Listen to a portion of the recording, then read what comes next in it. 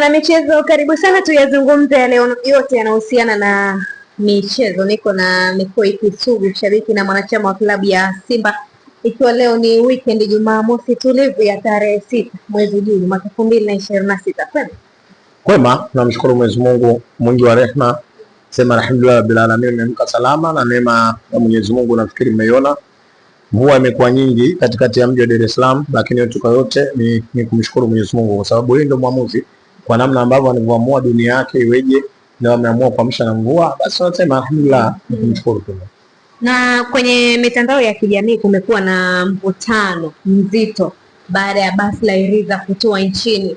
Wengi ni kama wana Simba wanagawanyika. Tumeona shabiki mmoja wa Simba, yeye amejitokeza na kudai kwamba hajafurahishwa na ujio wa Iriza, kwa maana ya limechoka, limekuwa used, kwa maana limetumika sana.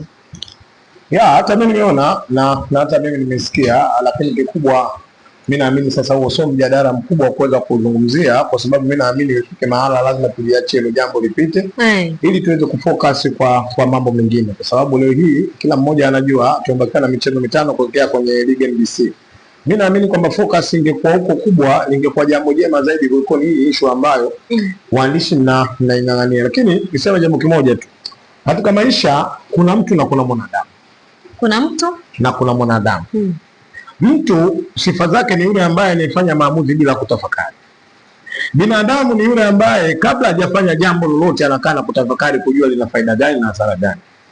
Lakini leo hii imekuwa mjadala sana kuzungumzia mtu ambaye ninasema mwana Simba lakini hakubaliani na basi la Simba. Sasa huyu hayuko katika fungu la binadamu. Huyu yuko kwenye fungu la mtu.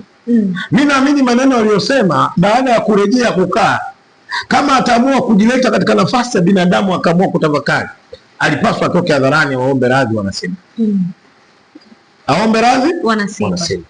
Kwa sababu kwanza, kabla hujazungumzia ubora wa used wa gari, ana taaluma ya magari? Hilo ndio jambo ambalo kuliuliza. Na ndio maana niwahi kusema hata ya magari Ulaya namna ambavyo yanavyouzwa tofauti na Tanzania wanavyofikiria. Kuna uzaji wa magari ya namna tatu Ulaya. Kuna uzaji wa namna ya kwanza, mtu amelitumia gari amelichoka na lipeleka kwenye mnada. Hiyo ni namna ya kwanza. Kuna namna ya pili, mtu anatembea na gari lake barabarani anaandika for sale. Hiyo namna ya pili. Na kuna namna ya tatu ya kuuza gari ambalo gari linatembea tu barabarani, wewe umelipenda na msimamisha mtu namwambia gari lako nalitaka, ukiwezekana unafanyaje? Used. Alafu used ni nini? Kitaaluma, gari unapokwenda kuisajili tu ikapata kadi, inatoka kwenye new inakwenda kwenye used. Muulize TRA yote nakwambia. Lakini kuna used nyingine kabla hujaisajili ile gari, labda ukaichukua kiwandani ukainunua ile gari ukapewa ile gari, maana yake inakuwa new. Ukashatembea nayo kutoka kilomita 1 mpaka kilomita 10, ile gari inaondoka kwenye new na kwenda kwenye nini? Used. Sasa haya mambo ya kitaaluma, sio mambo vizuri. Haya mambo ya kitaaluma. Sasa kama wewe unaamua kuropoka tukuzungumza used, why used? Na alafu labda niwaambie tu jambo moja dogo. Tanzania hii kwa taaluma na uzoefu unaokuwa nao kwenye carrying and forwarding, kampuni hazifiki hata 3 ambazo zinaleta gari nyeu.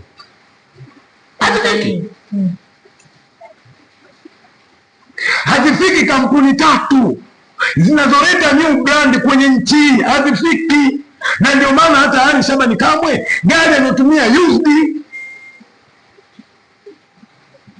hata ya kwake. Yes. Na ndio maana hata msemaji wangu wa Simba Ahmed gari anatumia used. Na ndio maana Jemedari Saidi Chitwanga gari anatumia used. Nazareti Upete gari anatumia used, isipokuwa tofauti ya gari ya Nazareti Upete yeye amekopa. Sasa huyu aliyedai ya kusema lazima apitie document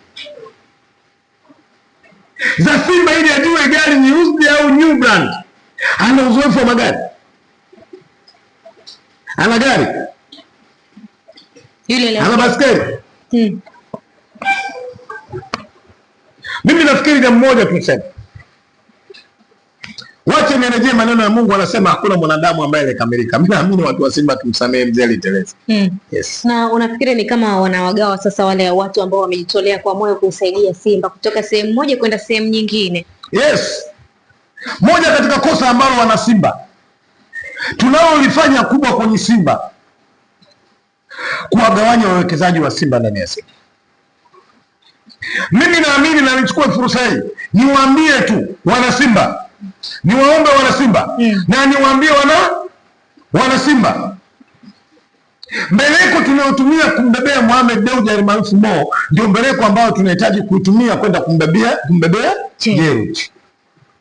Hawa wamekuja Simba wakiwa na dhamira nzuri ndani ya Simba, kuona Simba inamu kutoka sehemu moja kwenda sehemu nyingine, lakini leo kwa ujuaji wa mashabiki na wanachama wa klabu ya Simba tunaamua kugawa, kuona kwamba huyu mzuri, huyu si mzuri. Lakini mimi naamini siku zote wanakuja kuwekeza ndani ya Simba, hawa watu ni watu sahihi, ni watu ambao tunahitaji kuwasapoti mchana, ni watu ambao tunahitaji kuwasapoti usiku.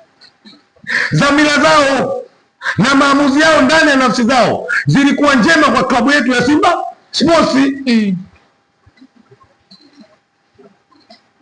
Na ndio maana kuna tofauti kati ya Jeruti na kuna tofauti kati ya Mohamed Dewji Mo. Jeruti anaingia kama mfadhili, Mo anakwenda kama mwekezaji. Lakini nini kazi yao? Moja ya kazi yao kubwa kuhakikisha Simba anatoka sehemu moja na kwenda sehemu nyingine. Leo hii naambie, hakuna mazuri Mohamed Dewji anafanya kwenye Simba? Hapo. Hakuna mazuri anafanya Jeruti kwenye Simba? Wewe mgawanyiko unatoka wapi ya kumuona kwamba huyu anafaa huyu hafai? Niwaambie wana Simba na kuomba wana Simba, tusiwakumbatie ndani ya Simba watu ambao wanakuja na ajenda zao maalum kuja kuchafua Simba na kuibagua Simba.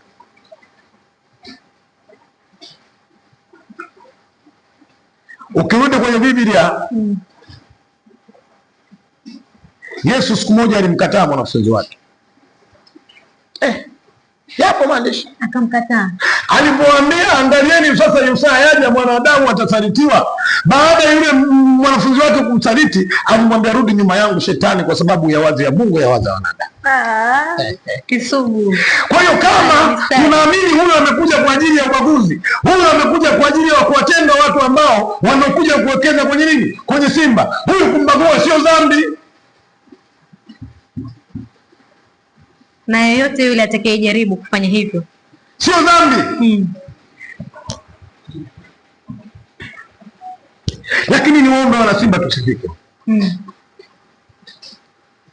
Tuendelee kusimama na mfadhili wetu, tuendelee kusimama na mwekezaji wetu, ili kuna namna ambavyo malengo ya Simba yanakwenda yanatimia. Ni chuki binafsi ndio inapelekea mtu kumchukia tajiri fulani ama mwekezaji fulani, kwa maana ya wote wamejitolea na wote wana nia moja ya kuisaidia Simba. Mimi nafikiri ni zana za watu. Kuna watu wanaamini kwamba mimi nikaa upande fulani ninaweza nikafaidika, nikikaa upande wa fulani ninaweza nikafanyaje? Nikafaidika. Watu wa vuguvugu. Hiyo ndio mentality ya baadhi ya watu wapo. Na ndio maana hii leo wanajaribu kutafuta kutengeneza dhambi za ubaguzi ili kuona namna ambapo kule alikokuwa yeye inawezekana akafaidika kwa namna moja au nyingine.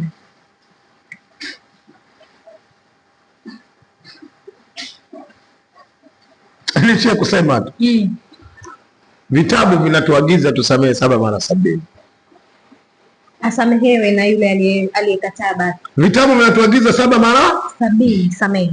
Lakini kabla ya kusamehe tuseme, kabla ya kusamehe tumwambie kwamba wewe umetukosea, ili ajue kosa lake na aweze kujirekebisha, ili asiweze kuyarudia yale ambayo anafanyaje aliyofanya. Kisugu, na tukiweka nukta hapo sasa, turejee kwenye zimesalia siku 9 sasa ianze mikiki ya NBC. Hapo jana mchambuzi Hans Raphael akaweka wazi kwamba akathibitisha Simba ndio timu pekee ambayo inafanya vizuri ndani ya uwanja na sasa hivi imeimarika zaidi, akaweka 100% ya kuikubali kabisa Waswahili wanasema siku zote ukweli kama maji tu, huwezi kuyaficha. Ukiyafunika iko siku atakuja juu, kila mmoja ataona. Nimpongeze sana Hans Laffer.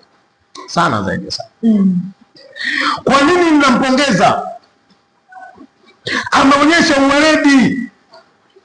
Ufahamu wa mwanadamu hauwezi siku moja ukaja kwenye maisha yake. Ufahamu unakuja taratibu, inafikia mahala sasa anajua hili zuri, anajua hili baya. Sasa hivi ni watangazie Watanzania, Hans Laffer amekuwa ameanza kujitambua, kwa sababu mtu ambaye anajitambua ni yule mtu ambaye anasimama kwenye nini? Kwenye ukweli. Mtu ambaye anajitambua ni yule anajua huu mchana, huu usiku. Mtu ambaye anajitambua anajua hili jua, anajua hili mvua. Hans Laffer ameanza kujitambua kana kwamba namna ambavyo anaanza kujitambua Nazareth Upete. Naye ameanza kujitambua.